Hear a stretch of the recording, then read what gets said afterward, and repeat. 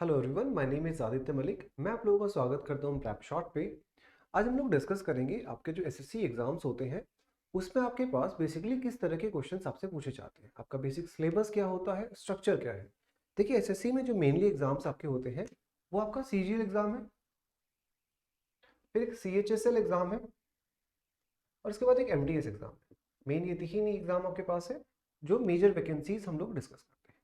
अभी पहले क्या होता था, पहले आपके पास सीजीएल का एक सिलेबस ना थोड़ा सा इसका लेवल अप होता है, लेकिन जो सीएचएसएल और एमटीएस था वहां पे लेवल थोड़ा सा डाउन होता था। लेकिन पिछले अगर आप 2-3 साल का पैटर्न देखेंगे तो आपके पास सीजीएल, सीएचएसएल और एमटीएस तीनों में ही आपके पास सेम लेवल के क्वेश्चंस आपको दिख रहे हैं। कई बार एमटीएस में बहुत अच्छे क्वेश्चंस आपको दिख जाएंगे, कई बार आपको सीजीएल में बहुत बेसिक सवाल आपको दिख जाएंगे। अभी रिसेंटली चेंजेस हुए हैं सीजीएल और सीएचएसएल में। इसमें आपके पास प्रीलिम्स हो गया है और एक मेंस। प्रीलिम्स और मेंस में क्या है, आपके पास प्रीलिम्स को क्वालिफाई कर दिया गया है और मेंस आपके पास सोल बेसिस होगा जिसके बेसिस पे आपका एडमिशन होता है। हमने डिस्कस करना है आपका मैथ्स का सेक्शन कि आपके सीजीएल, सीएचएसएल या एमटीएस किसी भी पेपर को आप एसएससी का अगर देना चाहे, इसकी जगह आप दिल्ली पुलिस का देखेंगे ना, तो दिल्ली पुलिस के आपके पास सेम एग्जाम, सेम एसएससी के थ्रू ही आपके पास एग्जाम होता था, बट पहले अभी एसडीपी का एग्जाम होता है। तो इसका सिलेबस भी लगभग लगभग सेम है आपके पास। हिंदी और इंग्लिश का कुछ फर्क पड़ जाता है एमटीएस और दिल्ली पुलिस में। बाकी मैथ्स का सिलेबस, आपका रीजनिंग का सिलेबस बाकी सबका सेम है। क्वेश्चन का लेवल भी आपके पास हर एक एग्जाम में सेम होता है।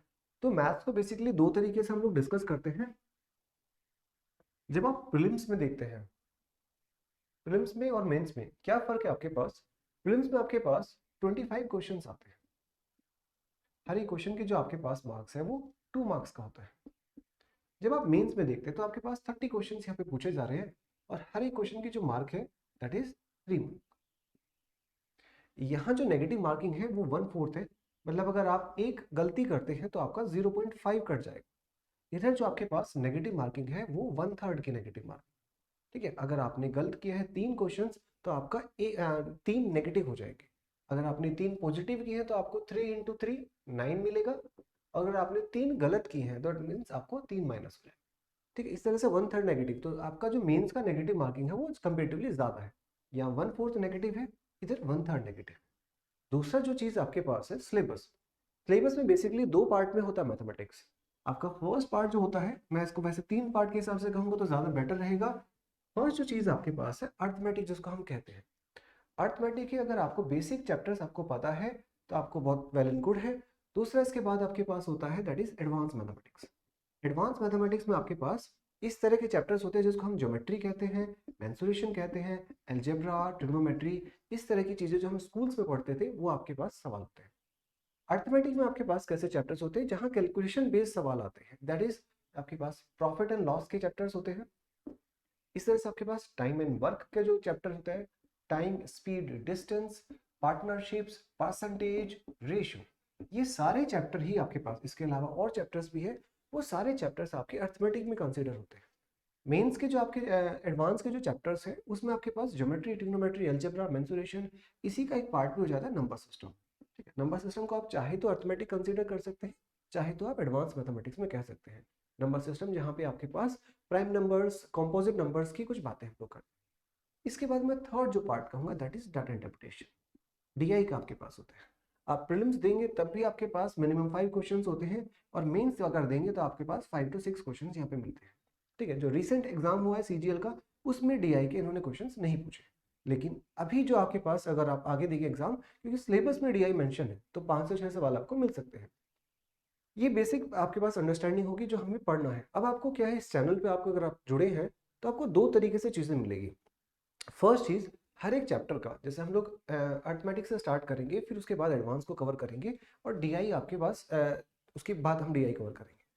जैसे आपके पास जो अर्थमेटिक की जो चीजें हैं इसमें पहले हम हर एक चैप्टर का बेसिक देखेंगे।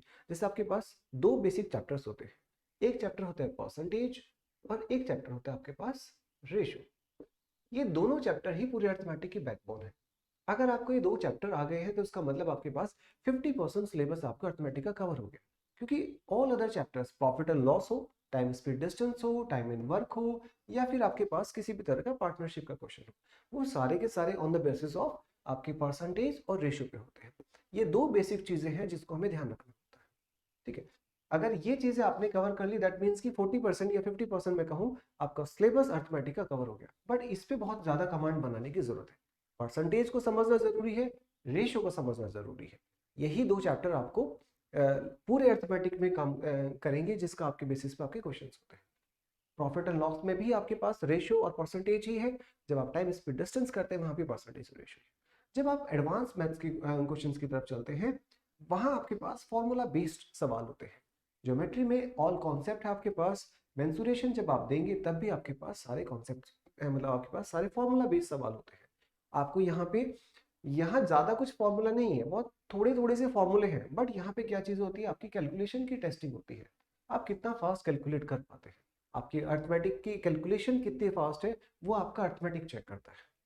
एडवांस क्या चेक करता है, एडवांस मैथमेटिक्स में आपको चेक करते हैं कि आपको फॉर्मूला अप्रोच पता है कि नहीं है।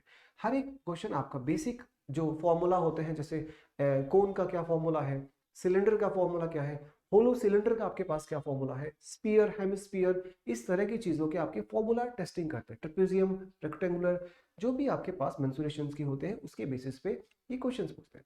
जनरली क्या होता है कि डायरेक्ट क्वेश्चंस होते हैं। यहाँ लैंग्वेज वाला ज्यादा खेल आपके पास नहीं दिखेगा। यहाँ आपको फॉर्मूला बेस्ड सवाल ज्यादा मिलेंगे, बहुत थोड़े थोड़े से कॉन्सेप्ट के साथ आपको समझना पड़ेगा। ज्योमेट्री में थोड़े कॉन्सेप्ट है, बाकी सारी चीजें आपके पास फॉर्मूला बेस्ड आपके पास सवाल होते हैं। सेकंड जो आपके पास है, जब आप अर्थमेटिक देते हैं तो अर्थमेटिक में आपको ना दो चीजें समझनी है बस। एक चीज तो है कैलकुलेशन पे ध्यान देना है, और सेकंड आपको उसकी लैंग्वेज को समझना है। यही दो चीजें वो टेस्ट करता है, आपको किसी भी तरीके से क्वेश्चन को क्या गिवन है और क्या पूछा हुआ है। यही दो चीजें होती है कि आपको क्वेश्चन में लैंग्वेज क्या है, क्वेश्चन में वो बोल क्या रहा है, आपसे पूछना क्या चाह रहा है। अगर आपको लैंग्वेज समझ आ जाती है और आपकी कैलकुलेशन बहुत ठीक ठाक है, तब आप आसानी से किसी भी अर्थमेटिक के क्वेश्चंस को कर सकते हैं।